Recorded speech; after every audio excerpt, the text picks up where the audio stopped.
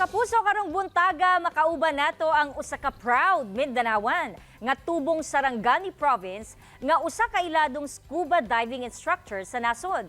Ato siyang ila-ilahon this morning, si Police Major Robert Forres. Good morning, Sir Robert. Welcome sa At Home with GMA Regional TV. Kumusta? Well, today we are celebrating and culminating the Month of the Ocean sa Sarbay Festival ng buong Sarangani Bay. Sir, how do you manage your time? Isip usa ka police officer and scuba diver instructor at the same time? Ligid po sa kaalaman ng lahat, ako po ay by profession, I am a marine biologist. I am a graduate of marine biology in 1997 and nabigyan tayo ng pagkakataon na naging pulis kasi nung bata pa ako, isa sa mga childhood dream ko is magiging pulis. Now, nung naging scuba diver ako in the year 1996, doon na po nagsimula yung aking pagkahilig sa pag-explore ng ating marine environment.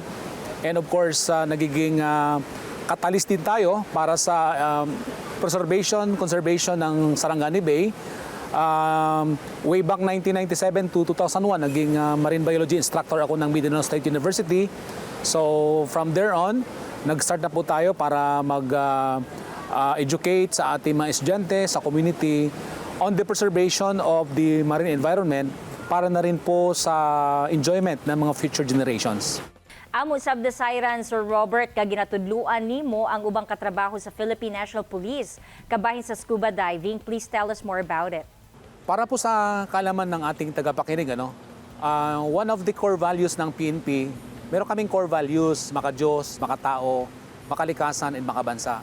So, isa po ito sa mga core values ng PNP, yung pagiging makalikasan. So, bilang isang kasapi ng Philippine National Police at naging sa ngayon hepe ng Maasim Municipal Police Station, akin pong isa sa mga advokasya ay turuan po yung ating kapulisan on the how to explore the beauty, the pristine beauty of underwater world.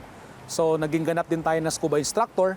So atin pong ni-recommend sa ating mga kasamahan na mag-explore para tingnan ang kagandahan ng mga marine ecosystem, underwater ecosystem ng Maasim because among 6 coastal municipalities of Sarangani, Maasim is ito yung dive capital ng Sarangani Province. Sir, tungod sa imuhang passion o kahanas sa scuba diving, napasidunggan ka isip Government Service Awardee.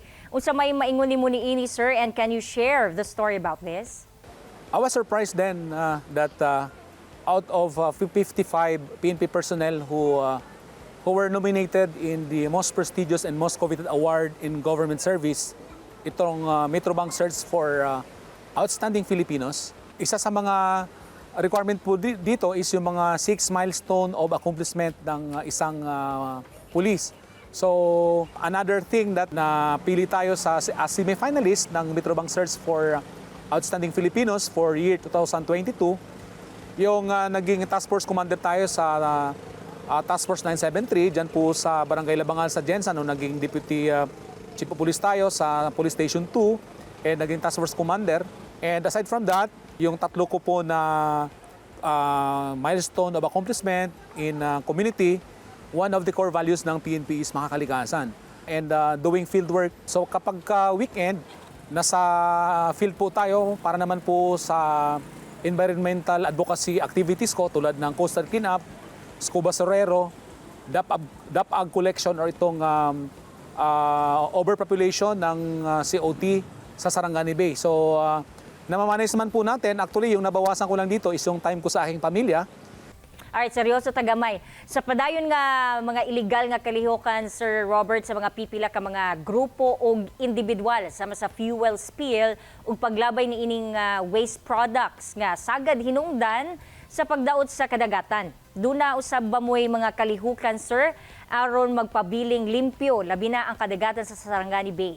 Well, in my 3 months as Chief of Police of Maasim Municipal Police Station, nagkaroon tayo ng pagkakataon na ipunin yung mga beach operators. So with the information that we received from beach operators, Nagkaroon tayo ng pag-organisa sa kanilang mga beach operators na tinatawag natin itong may pera sa basura. So in order for the local residents to stop them from throwing garbage sa shoreline, is bale bibilhin ng mga beach operators yung basura, hiwalay yung mga nabubulok sa nabubulok, yung mga di nabubulok, para naman na magkaroon naman sila ng pera yung mga household at maiwasan natin at ma-educate sila na huwag na magtapon ng mga solid waste sa ating karagatan because based sa study ng Mindanao State University, meron ng mga microplastics, yung mga isda, mga shellfish na nakukuha sa Sarangani Bay, which is also harmful para sa ating health.